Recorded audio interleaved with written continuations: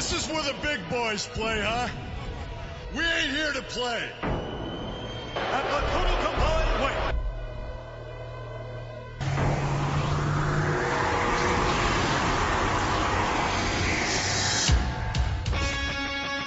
At the total combined weight of 589 pounds.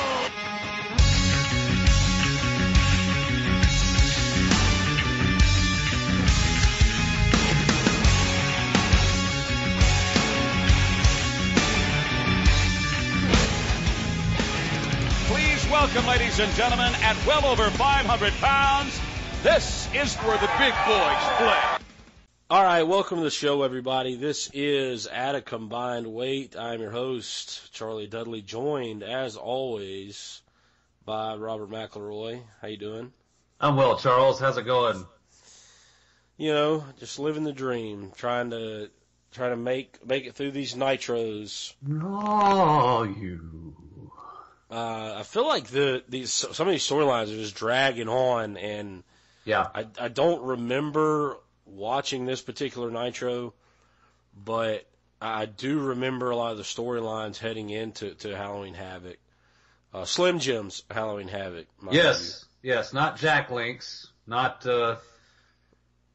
specifically Slim Jim's. I remember portions of this Nitro. We'll get into the portions that I do recall once we get there. But, I mean, I'm with you. A lot of these things are dragging on, and really, not unlike last week's, it's still kind of a low-stakes Nitro. The stakes are higher than last week. It's not saying a lot.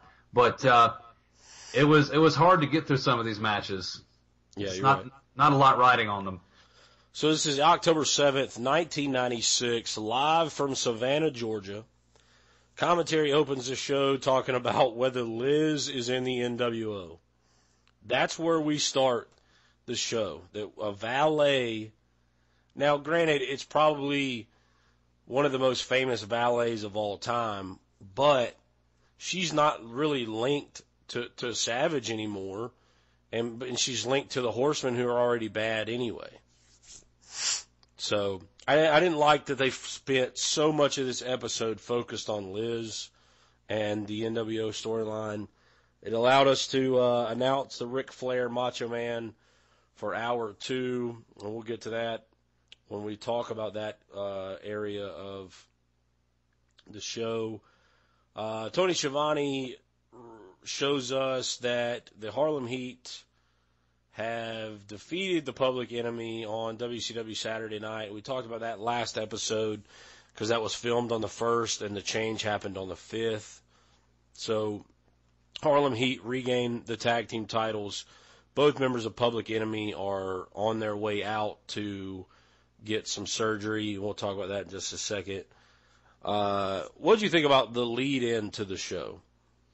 A little too much time spent on Miss Elizabeth. However, I liked that Larry Zbyszko, and sticking to his gimmick, if you will, was asking Tony Schiavone, what controversy? I don't know what controversy you're talking about in regards to Miss Elizabeth. I saw her in a hotel room with the NWO. As far as I'm concerned, her ass is with them. Yeah, right. She's in there, so we don't have to discuss a controversy in here. Her ass is a traitor. We can just move on from there. Right. I liked that stance. That's something I can say positively about it. So that's about all I got for the intro. So the show opens with Harlem Heat, Public Enemy, as I just talked about.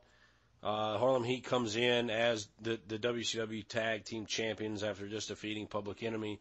This was a non-title grudge match, which made zero sense. Well, that's WCW. They feel like they have to give every match a name, but that's usually a pay-per-view gimmick. Well, why not just say that it was for the tag team titles? It was a return match for Public Enemy, because you knew that they were going to get beat down and that they were going to be leaving for a little bit. Why not just go ahead and give them their title shot now? Because what are you going to say? Oh, we want to fight you, but we don't want the titles on the line. Well, yeah, they don't book title matches well. The logic of their title matches is a long belabored point on these shows. So Johnny Grunge needs knee surgery. Rocco Rock needs elbow surgery. So this is their way out of the WCW limelight for a little bit. Decent match. Lots of distractions during this one. We cut to Liz in the back, and then we've got the NWO in the crowd. Scott Hall and Kevin Nash cut like almost a full promo during the match. But there's one positive thing out of this whole match that I really, really dug, was the fact that during Hall and Nash's gimmick where they were pushing Halloween Havoc and talking shit, Stevie Ray never looked at him. He just kept wrestling. Oh, yeah. I love that. Like, it doesn't matter. I don't have to look at you while you talk to me. I have these things on my head. They're called fucking ears. I can hear you through them while I'm fighting this gentleman. And these days, I thought about this during this portion of the match. You watch WWE television today, somebody comes out to distract. Oh, the whole thing stops. The whole thing stops, and they're rolled up for the 1, 2, 3. They're small packaged. Match is over. Someone comes out to distract you as a viewer, goes, oh, no, that's it. The match is over now. Something else I did like about this were Hall and Nash's usual funny little tidbits. I mean, I remember as a kid watching them coming out with the Breathe Right strips. Yeah. I thought that was so funny. What a great way to make fun of your opponent who always wears them. Right. I mean, around this time, you have a lot of gimmicks out there making fun of a character by just taking one little piece of their costume or ring attire, if you will, wearing it, and saying, you know what, y'all look really dumb in it, but, you know, we kind of we're very cool in making fun of you about it. Right. Love that Hall starts doing the Friday the 13th little song with his mouth, kind of like how the Giant several weeks ago was doing the Family Feud theme. Yeah, except the Giant sucked at it, and Hall made it. He built it into his promo because it was Halloween themed. It's Halloween Havoc. So, yeah. I can remember Hall and Nash made everything cool. Well, let's be honest. Yeah. Totally. I mean, they're making fun of the Breathe Right strips, which I thought was really well done. And he's doing the Friday the 13th, Jason Voorhees, which was really cool. We're coming to get you, see you at Havoc. I thought it was a very different way to cut a promo, and I thought that Harlem Heat did a good job of Stevie Ray not paying attention and still wrestling the match, and Booker T standing on the apron, and he's like, come on, telling them to come on. And like you said, if this was WWE or even later WCW, if you see a bright light 700 yards away, it's going to distract you and you get rolled up and then you run to see what the light is. Here, we didn't get that. It's a little more realistic as far as these guys are just disruptors, and they didn't let them get to, like, Harlem Heat still wins, Yeah, I can remember being at my grandparents' house. I think it might have been my granddad who owned some Breathe Right strips. I remember taking them and sticking them on my nose, thinking I was like, I don't know. This segment gave Breathe Right strips legitimacy to me. Like I would wear them and like maybe act like Harlem Heat or something, and so. See, I tried to wear a Breathe Right strip in college because I had a girlfriend at the time, and I was a bad snorer, so we thought it might help me from snoring too badly. And lo and behold, the Breathe Right strip it didn't stay on my nose. It ended up in my hair or like somewhere around the bed. So those things are pretty sticky. They wouldn't just stay on your nose. It stayed on my nose like when I went to sleep, but I guess like while I slept, I was like rubbing my nose, or it just ended up off of it. I woke up and I was like, okay, let's see if it was still on there, and it wasn't. It was stuck to my hair or stuck to her hair or, somewhere scattered about the bed. I didn't have a good experience with the Breathe Right strips. Well, I didn't understand the technology of a Band-Aid looking thing being on your nose and it helping you breathe. So it wasn't until open your nostrils. Right. It wasn't until I finally put one on that I realized, okay, so they kind of they're sturdy, so they fan out. And I remember I was like, wow, this is how you're supposed to breathe. This is this is pretty good. On today's At a Combined Weight, we talk about the technology of Breathe Right strips.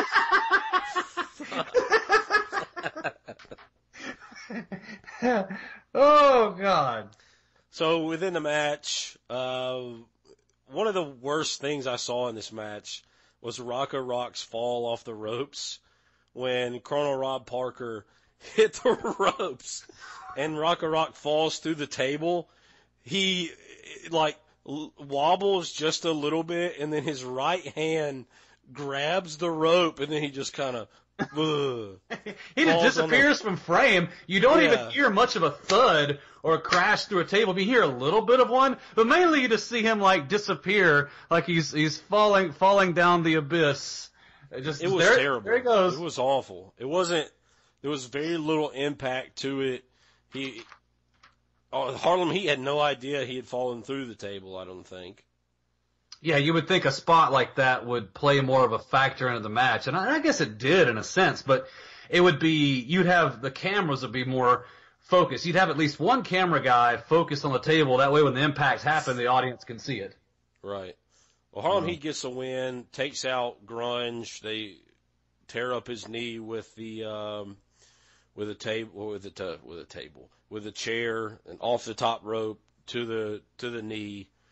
Post match shows a limo pulling up, and they're all up in arms because no one can ride a limo ever except for the NWO. And then Jeff Jarrett gets out of the limo and says, "I've got something to say." And I'd forgotten that he had a little short cup of coffee with WCW before going back to WWF. Yeah, no, because he wasn't in WCW long. No, I don't think he was, but I definitely remember him in WCW, and I don't think I remember particularly liking him. I wasn't a huge fan. I've never liked him. I didn't hate him, mind you. It wasn't one of these guys that just boiled my blood. No, but Kevin Sullivan. I mean, but I didn't totally dislike him. It was interesting to see his WCW debut. I didn't realize that this particular Nitro would mark that for him. Oh yeah, me either. I'd totally forgotten that he was in WCW during this time. Then we had Nick Patrick talking with Tony Schiavone on the Mothership, WCW Saturday Night. Patrick wants Macho Man to be fined $1 million and suspended. He also kind of intimates that he's the reason that Mean Gene isn't around. Did you catch that? I definitely did. So he has heat with you now? Nick Patrick always had heat with me, man. 10-year-old me? Oh God, I wanted him dead. I hated him. Yeah, I mean, I have forgotten how long this storyline had drug on with him. Oh, dude, he refereed an entire NWO Nitro, and he's still not fully a heel. Yeah, well, he's just doing his job, Robert. Well, yeah, no, but it just goes to show you how patient they can be with things like this. And I thought it's good. I mean, I guess it was good that they strung it out this long. In a way, I mean, it's very refreshing from the fast-forward booking that we get a lot these days. Up next, you had DDP versus Jim Powers. Very short match. DDP gets the win with a diamond cutter. Just a backdrop to get DDP on TV to push his match with Eddie Guerrero at Slim Jim's Halloween Havoc. I thought it was funny how DDP just kicks Teddy Long's big ass over at the end to get a little heat on him.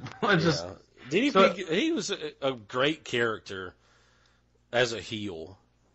Oh yeah, I liked him okay as a face, but I thought he was a much better heel. Oh man, by the time he's a face, I'm on DDP hook, line, and sinker. I mean, I know. Dude, he was only one of three wrestling T-shirts I owned back in the day. So, I mean, if I got a T-shirt of your ass, it means you were over with me. It means, I mean, I had to convince my parents to go get the shit, so. You're right. I had to really sell them on it. Yeah. Up next, you had an entrance area promo with Macho Man. Jason Keller, who's a Busch Grand National driver at this point, driving the Slim Jim Halloween Havoc car. They talk about the Busch race where Halloween Havoc car ended up being 10th in the race, and Kyle Petty driving the NWO car gets a DNF. That means did not finish. Crashes into the wall. Interesting to note that the race was at Charlotte, which is horseman country. And then Macho cuts a promo on Hogan, and Liz comes out and says, "Let me explain." And Macho, "What's done is done. Save it," and storms off. What do you think about the promo here with the NASCAR gimmick and? Well, I love how you have the juxtaposition between Macho Man's insanity and Mike Tenay's, having his shit together sort of way about him. Because Macho would go up to him and kind of mess with him, and Tenay would act all awkward. Well, and he seems so awkward in this role. He's not. I can tell there's a little uncomfortability with it. I mean, Tenay is more than comfortable calling a match, especially when he gets to discuss what's happening internationally in the wrestling scene and that. That's when he's the most in his element.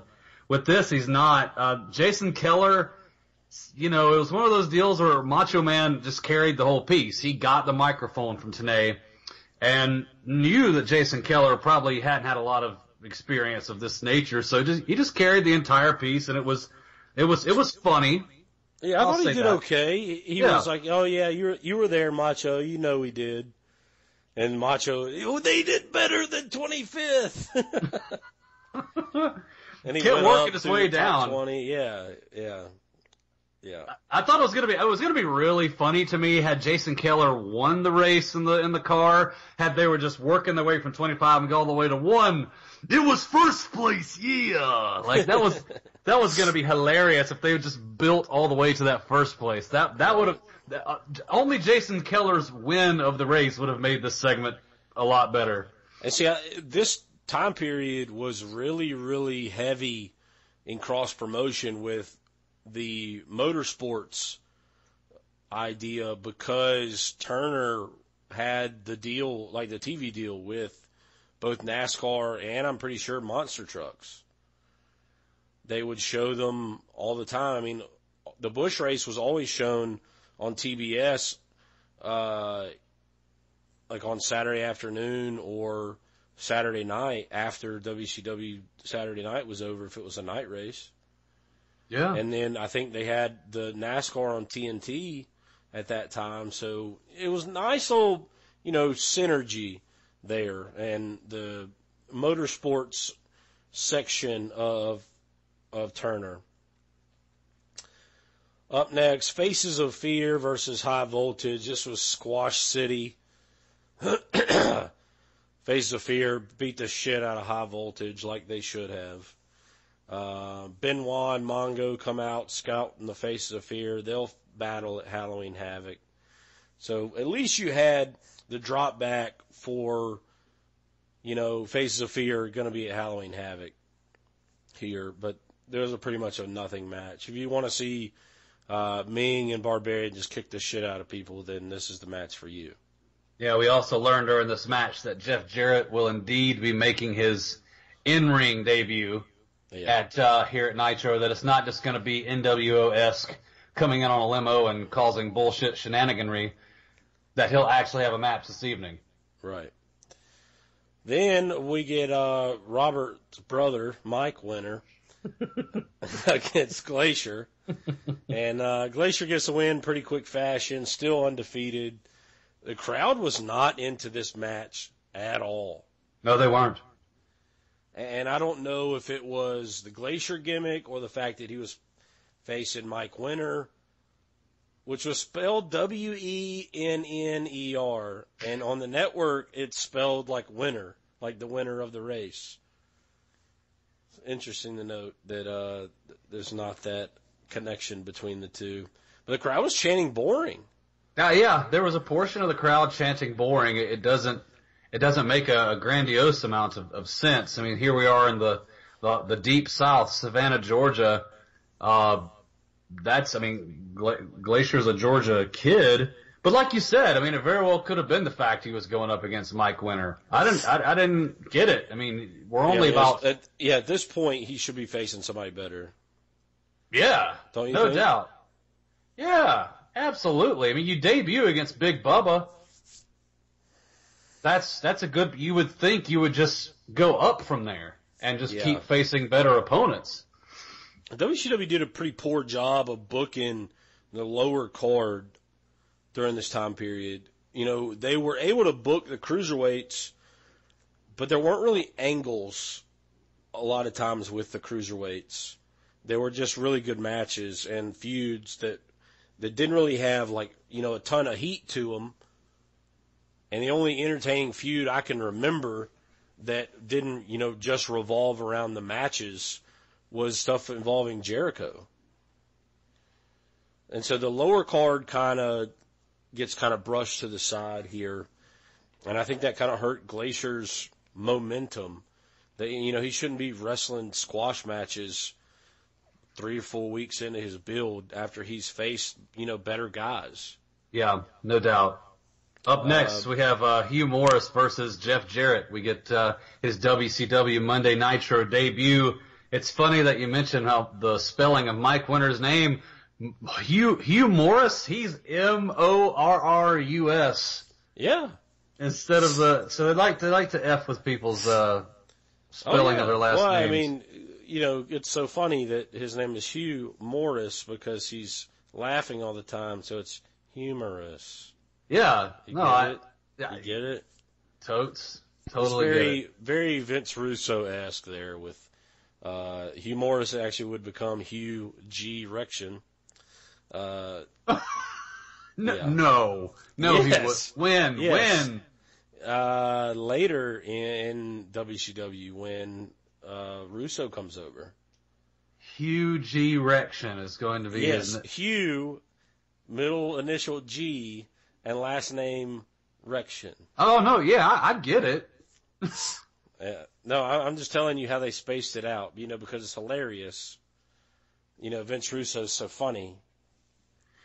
Oh, God. The commentary's putting over how Jarrett's in the NWO because he gets out of a limo. That was their lone premise, that he was in the NWO. He got out of a limo. So he's in the NWO.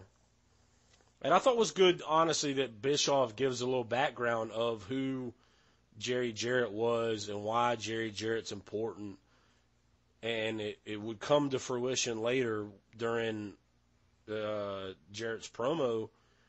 But, you know, Bischoff kind of lays the foundation and says, you know, hey, this is Jerry Jarrett's kid. This is a big deal that he's down here, you know, because Jerry Jarrett has some ties to WCW and the NWA, and so it's a big deal that he's here, and it's also a big deal because he had just come from the WWF. I really love Jeff Jarrett's entrance music a lot. Oh, it was terrible. Shut It's your mouth. slap full of woodwinds and bluegrassy goodness. I love that shit so. It was awful. Oh, well, I'm sitting here telling you it was awesome. What did you think about the promo that he cuts post-match? No, I thought it was pretty good. He did confirm for everybody and make the guys the announce tale feel a lot better that he indeed was not with the NWO. I liked it. He talks about how Hogan, he says, man, you got your start in Tennessee. That's my dad's territory. You never put food on my dad's table. You sure as hell didn't put food on my table. Runs him down. Solid, short and sweet little promo there by Jeff Jarrett. Yeah, I thought it was just probably one of the better promos Jarrett has done up until this point. I was never really a big fan of him or his stuff in WWF or WCW or TNA or ever. But like you said, he cuts a promo, runs down Hogan, tells the NWO they can stick it, so it kind of dispels the thought that he's in the NWO. And thank goodness, because he would not have been a very good NWO character. Not that all. most of the guys adding up would have been. But Jarrett was not the type of guy to be in a stable or to be in any kind of gimmick that he wasn't the focus of, ever. He would rather be, a mid-card guy in WWF with the Intercontinental title than he would in, playing second banana in a main event storyline. That's always how he was in WWF. Arn Anderson versus the Renegade was our next match. Arn's going to do battle with Lex Luger at Halloween Havoc, which was they billed it as kind of a fallout from Fall Brawl since Luger cost him the match at Fall Brawl. And throughout the match, Bischoff and Tenay made comments about needing Sting back in WCW. It was an okay match. I thought Renegade got a little offense in. In typical Arn fashion, he works the arm, works the upper body, and then gets the win with the DDT. Yeah. What'd you think of it? Yeah, it was just an okay little match. It was just fine. Luger runs in to get after Arn. Arn conveniently slips on out of the ring and runs out of there. Further building their match upcoming at Halloween Havoc. Yeah, Arn, he got the win with the DDT, and then he puts Renegade in the Tree of Woe. And Woman's actually holding his hair so Arn can beat the shit out of him better. And that's what brings Luger out. And this is where I thought was really bizarre. They go to a commercial, and Luger's already in the ring, but then Luger faces Squire Dave Taylor up next. So Luger has to go from the ring, walk to the back, wait and have his music play, and then come back out, rather than just staying out in the ring. What did you think about that? Did you notice that? No, I didn't notice that. I thought he just came. Yeah, because he did have an entrance. Yeah. He came out and ran Arn off, and that's where they go to commercial. And so Luger has to walk back to the back just so he can come out to his entrance music. Yeah, well, I was pretty out of it watching this Nitro last night. I was so little things like that are likely to get by me when I'm just trying not to. The little things are with me. I don't. Yeah, but I was also falling asleep in the chair, just nodding off. Well, good. Well, I mean, had it been a better Nitro, I'd have been full of piss and vinegar, Yeah, maybe so. Lex Luger, Squire Dave Taylor's up next.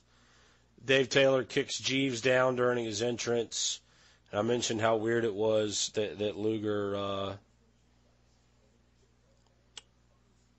came out in the ring at the end of the Arn Anderson match, and he doesn't stay out there. I thought it was really bizarre. Luger cuts a promo in a little box about wanting his TV title back from Steven Regal, and he promos on Arn Anderson and Halloween Havoc. What did you think of the Luger promo? I thought about it, what I think of every Luger promo. I mean, it's a good thing he has pectorals. And Bischoff and Heenan even kind of give him a little shit about it. Yeah. They should have just said, I've got two things to say, and it's right pec and left pec. What Bischoff says. It's true. It's so true, though. He's a terrible promo. Terrible, terrible promo. Yeah. Luger gets the win with the torture rack, and as he's walking out, Arn attacks him, beats the shit out of him. I loved the attack by Arn. Oh, it's fantastic. Anything Arn Anderson touches is gold, in my opinion, though. He's so great. Here he is, man, late in his career. I mean, Arn Anderson is in the twilight of his career and still giving us just fine matches, the best promo work in the business. My hat's off to a guy who, yes, you made a name for yourself during a much earlier time in your career and your life. Right. And there at the very end, you can give a younger, upcoming generation something to remember as well. And right. Arn is doing that each and every week. Yeah, up next we've got Rick Steiner, Chris Benoit. It's a rematch from last week. As you remember, Benoit got the win because Mongo got involved with the briefcase. So Rick Steiner comes with Scott in tow after he's had some back surgery. Hogan and the Giant are shown in the back, arriving in the limo. They apparently show up whenever they want to, and the rest of the NWO has been there the entire time. Did you catch that Bischoff talks about having monitors in the building now to where the crowd can see what's going on in the back? And I didn't know where they're located in the building, but he talks about having monitors in the building. No. And he's like, a lot of comments have been made about how the crowd doesn't know what's going on in the back, so we have monitors in the building. You're like, yeah, no shit. You had 90 minutes where the crowd was just sitting on their hands when there was a lot of backstage stuff going on at MGM. And I don't know where those video screens were. Because, they show a lot of the arena. So where are these screens at that these people are looking at? I don't know what he's talking. You're right. I mean, if they did put new monitors in and now the crowd can see what's happening back there. No, I don't remember seeing them either. It's usually right above the ring entrance.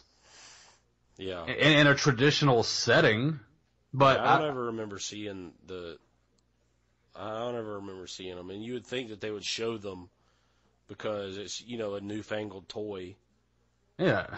And they always want to show off, the new things that they have. Every time WWF would have new stuff, they would make sure that they pointed it out. So.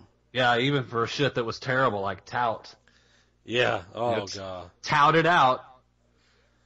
Which, Tout was, they just missed the boat on all that kind of stuff. Instead of Tout, Paris, the idea of Tout is a very good one. It was very popular. It was like Periscope versus, with Vine.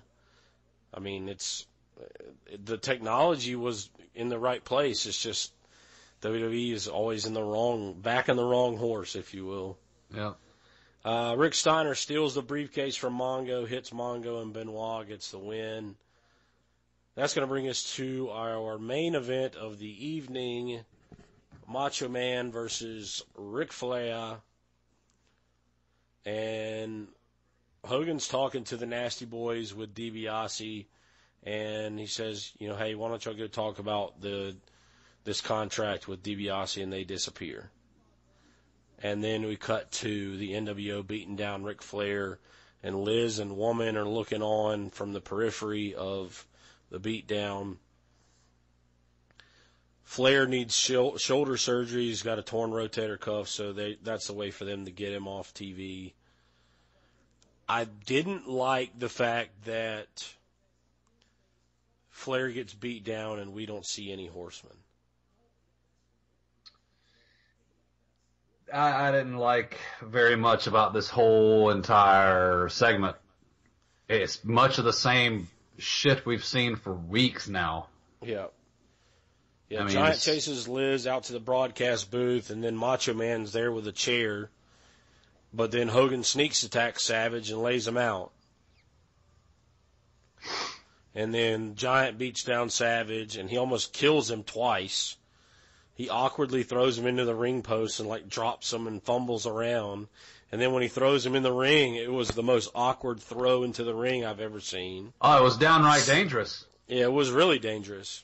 He walks up the stairs, the stairs buckle, but thanks to the announcers selling how he dropped him on his spine and whatnot, and also thanks to Macho Man selling it, it ended up just kind of, they just had to, kind of plan it out as best as they could, but, that looked bad.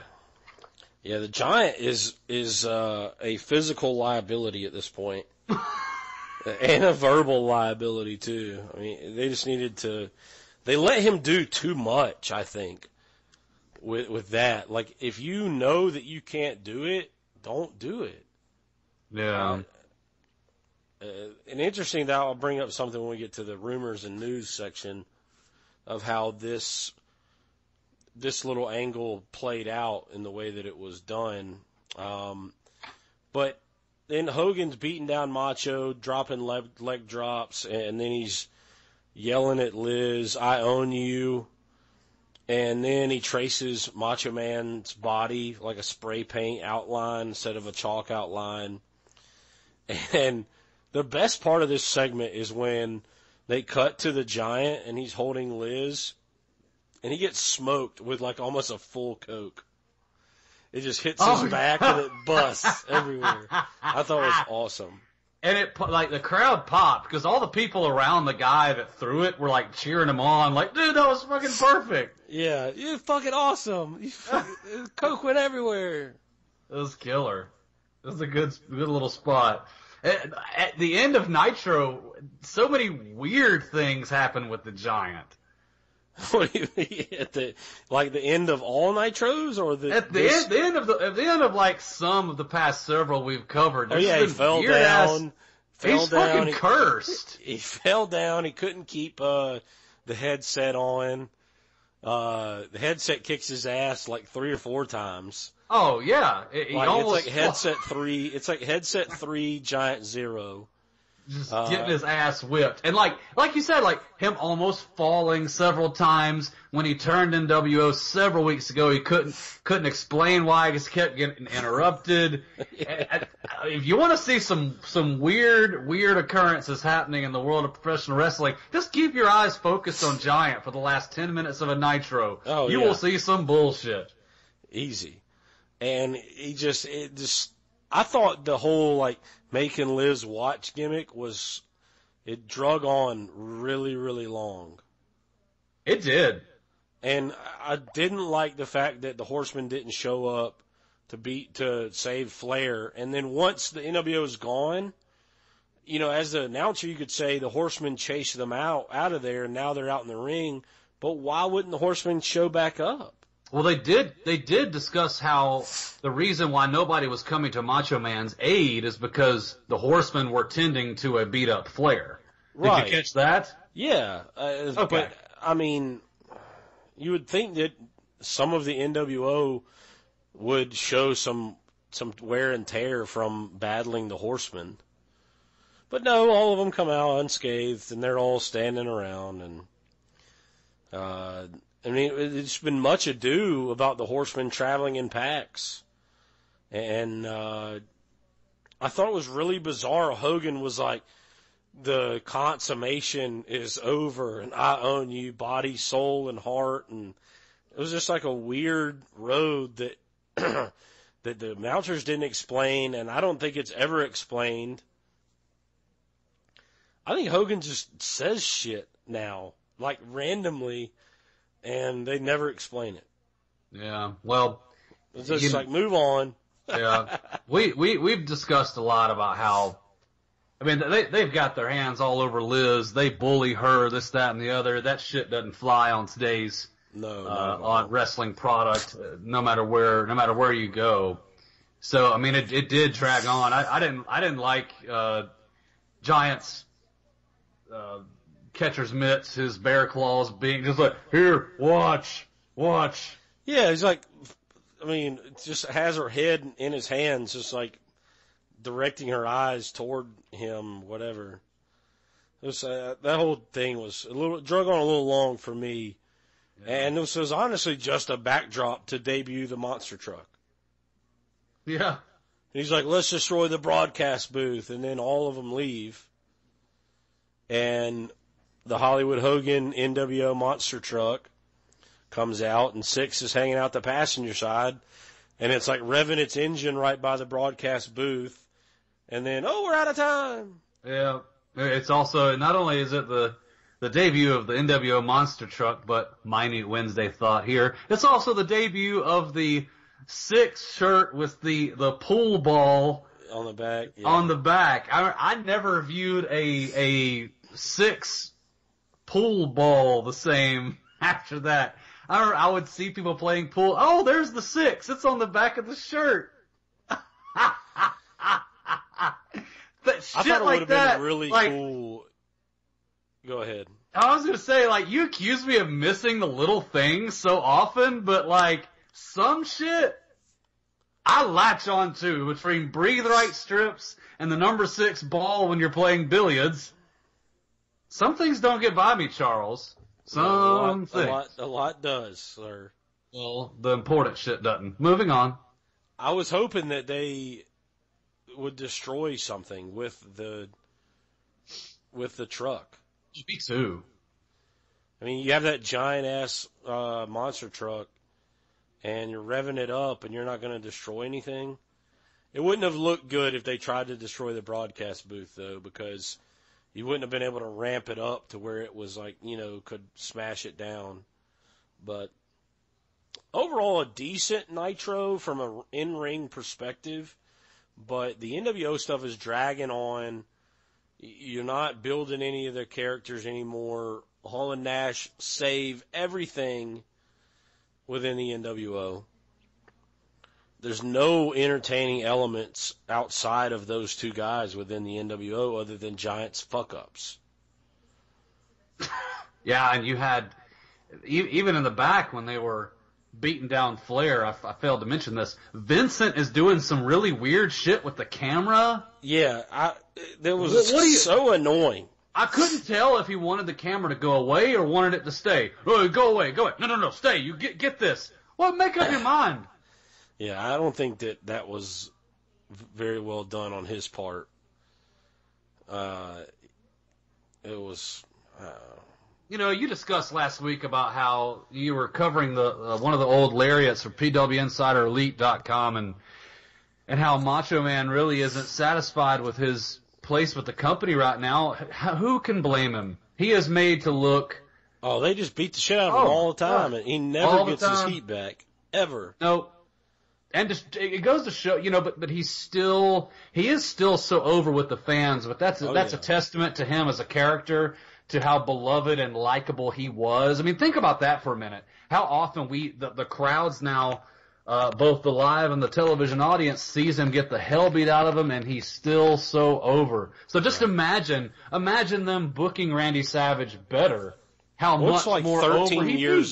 It's like 13 years of goodwill from the fans, though. Yes. Over 13 years, really. I mean, Macho is a superstar in like 83, 84, 85, 86, around there. I mean, he's still a superstar after that, but like that's his peak. Steamboat Savage, WrestleMania 3,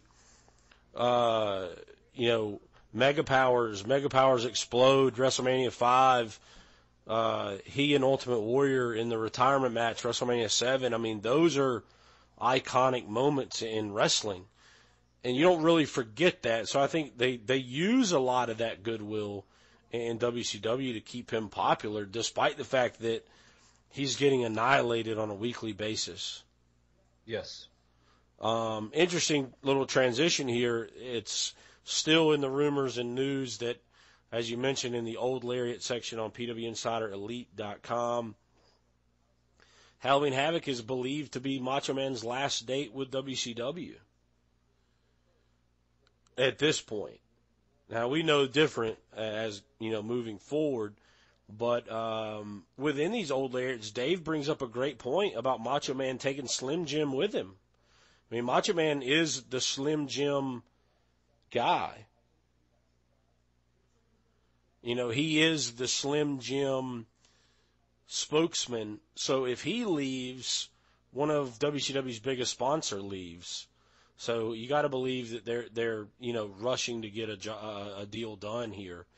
And reportedly, there's a divide among the NWO already backstage between the Clique members, Hall, Nash, and Six, and then Hogan and the Giant. And DiBiase's trying to mediate. So it's ironic, at the end of the show, you have Hall, Nash, and Six doing their own thing, and Hogan and the Giant are doing their own thing.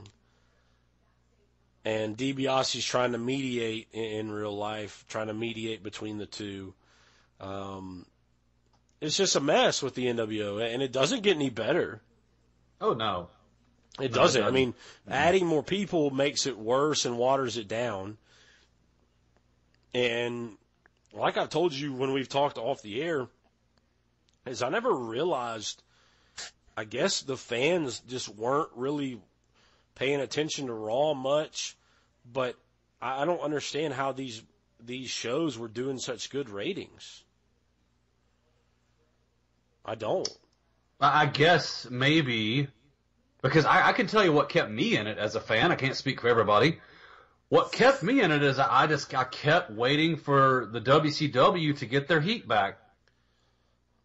I kept wanting that to happen, believing it could. They would not for a long time, not for a very, very, very painstakingly long ass time. Yeah.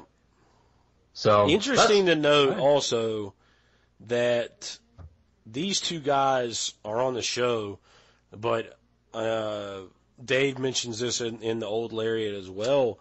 Is Bischoff reportedly got really, really angry at Jerry Saggs doing the Ace Ventura talking out of his ass gimmick in the hotel, NWO hotel scene. So they had like legitimate heat over it. So, you and I had always talked about, I don't remember the Nasty Boys being very involved like long term. So maybe did they have a ton of heat and they kind of got pushed to the back over that? It'd be interesting to see what happens going forward. Well, I do remember thinking that it was sophomoric as hell and just kind of unnecessary when Sags got up on the table and did that. So. Yeah. Of course it's sophomoric, though. I mean, that's what they do. That's the Nasty Boys. Wasn't he doing like he was making fun of Bischoff? Yeah, that's what I'm saying. He got angry that he was making fun of Bischoff. But see, I would think if you're Bischoff, you'd be more angry that he was doing the ass talking Ace Ventura gimmick rather than so much it was pointed to him. It's wrestling. You're going to run down the guys you're going to run down. See, I think it was a little of both, but either way. Closing thoughts on the show. I'm ready for things to improve. This show was an overall improvement from weeks past. I kind of disagree that it's better from an in-ring standpoint. I'm not particularly pleased with what I see in the ring either.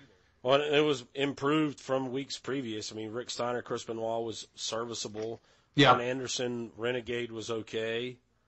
And I do always love seeing Faces of Fear and Ming's awesome little entrance. I love that, but so I'm not particularly. You at least had two matches that you weren't like, God damn, this is terrible.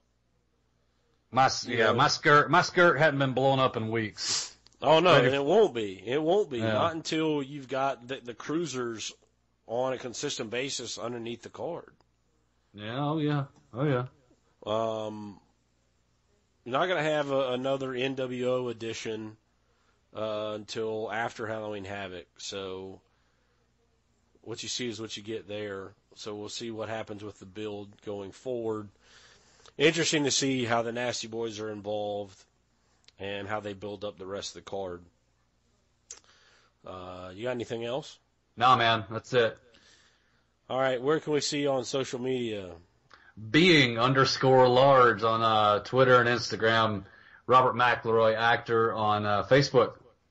As always, you can follow us on Twitter at A Combined Weight. You can email us if you have any questions, comments, concerns, at acombinedweight@gmail.com. Big interview coming up soon that we'll go ahead and push and announce here. We've talked a lot about his debut in WCW very recently. Seems like we got vignette after vignette after vignette for months on end. And we'll only give you one vignette here prior to when we're probably going to record the interview. And so we're going to be doing an interview here shortly with Ray Lloyd, who is Glacier. He's going to wear his 400-year-old helmet and teach us some karate. And sync it up to music and lights. It's going to be awesome. Can't wait. It's going to be fantastic. Looking forward to it. Again, thanks for clicking the link that brought you here, PWInsiderElite.com. Of course, you can check out the other audio offerings. As always, the We Don't Need No Stinking Name show, the mailbag, all the stuff leading up to No Mercy this Sunday on for WWE on the WWE Network. So if you're interested in what's going on there, check out pwinsiderelite.com. Thanks for clicking the link that brought you here. For Robert McElroy, I am Charlie Dudley, and this has been At a Combined Weight. We'll see you next time.